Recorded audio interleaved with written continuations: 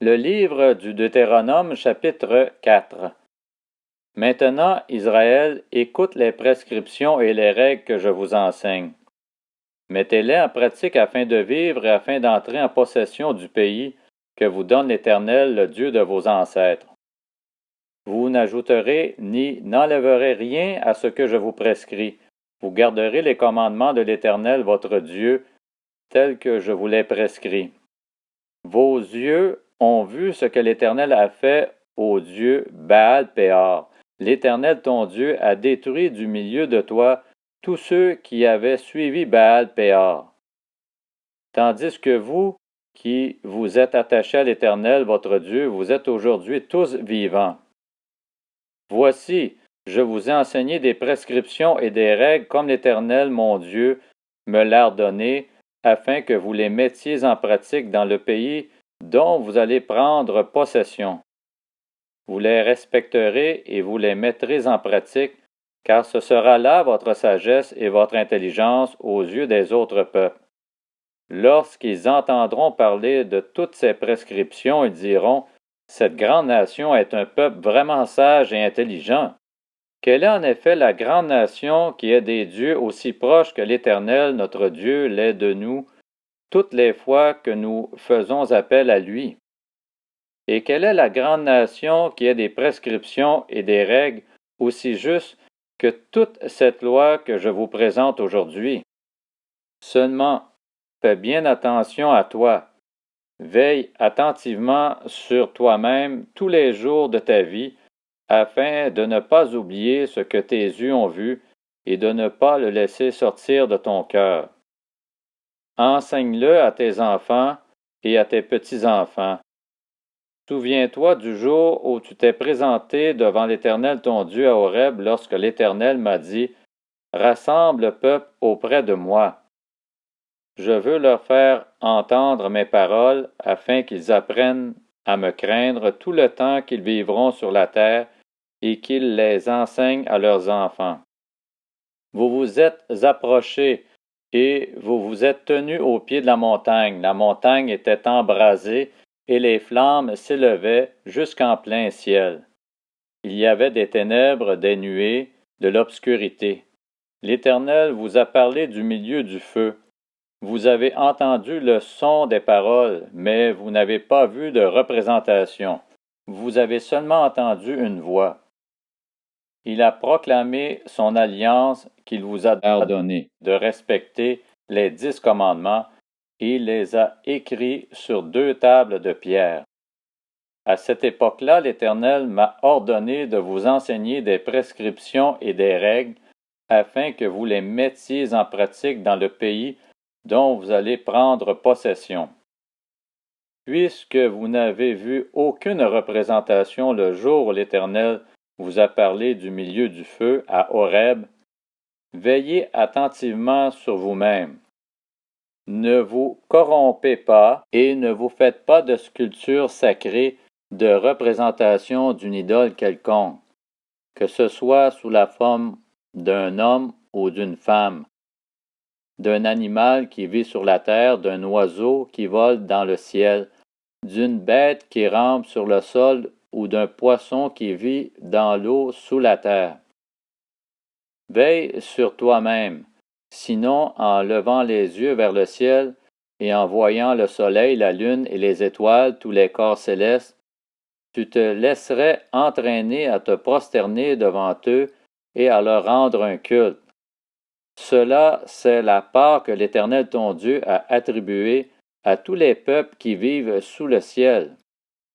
Mais vous, l'Éternel vous a pris et vous a fait sortir de la fournaise de fer de l'Égypte, afin que vous soyez un peuple qui lui appartienne en propre, comme c'est le cas aujourd'hui. L'Éternel s'est irrité contre moi à cause de vous. Il a juré que je ne passerai pas le Jourdain et que je n'entrerai pas dans le bon pays que l'Éternel ton Dieu te donne en héritage. Je mourrai donc dans ce pays-ci, je ne passerai pas le Jourdain, tandis que vous le passerez et vous posséderez ce bon pays. Veillez bien à ne pas oublier l'alliance que l'Éternel votre Dieu a conclue avec vous et à ne pas vous faire de sculptures sacrées, de représentation quelconque que l'Éternel ton Dieu t'ait défendu. En effet, l'Éternel ton Dieu est un feu dévorant, un Dieu jaloux. Lorsque tu auras des enfants et des petits-enfants, et que vous vivrez depuis longtemps dans ce pays, si vous vous corrompez, si vous faites des sculptures sacrées, des représentations de quoi que ce soit, si vous faites ce qui est mal aux yeux de l'Éternel votre Dieu pour l'hériter, j'en prends aujourd'hui à témoin contre vous le ciel et la terre, vous disparaîtrez bien vite du pays dont vous allez prendre possession de l'autre côté du Jourdain. Vous n'y vivrez pas longtemps, car vous serez détruits. L'Éternel vous dispersera parmi les peuples, et vous ne resterez qu'en petit nombre au milieu des nations où il vous conduira. Vous y servirez des dieux fabriqués par la main de l'homme, du bois et de la pierre, qui ne peuvent ni voir, ni entendre, ni manger, ni sentir. De là, tu chercheras l'Éternel ton Dieu, et tu le trouveras si tu le cherches de tout ton cœur et de toute ton âme.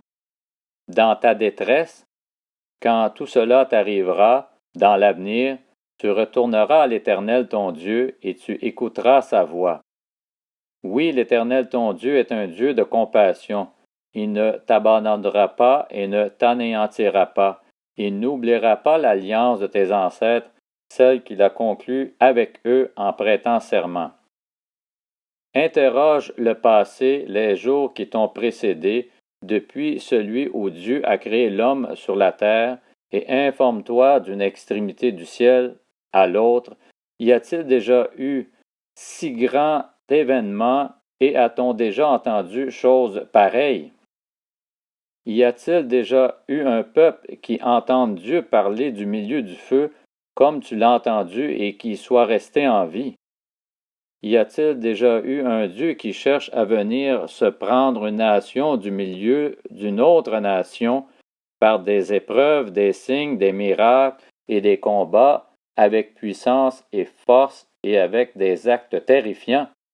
C'est pourtant exactement ainsi que l'Éternel, votre Dieu, agit pour vous en Égypte et sous vos yeux. Et toi, tu as eu la possibilité de voir cela afin que tu reconnaisses que c'est l'Éternel qui est Dieu et qu'il n'y en a pas d'autre que lui. Du ciel, il t'a fait entendre sa voix pour t'instruire, et sur la terre, il t'a fait voir son grand feu, et tu as entendu ses paroles du milieu du feu. Il a aimé tes ancêtres, et il a choisi leur descendance après eux. Il t'a fait lui-même sortir d'Égypte par sa grande puissance. Il a chassé devant toi des nations supérieures en nombre et en force pour te faire entrer dans leur pays, pour te le donner en possession, comme tu le vois aujourd'hui.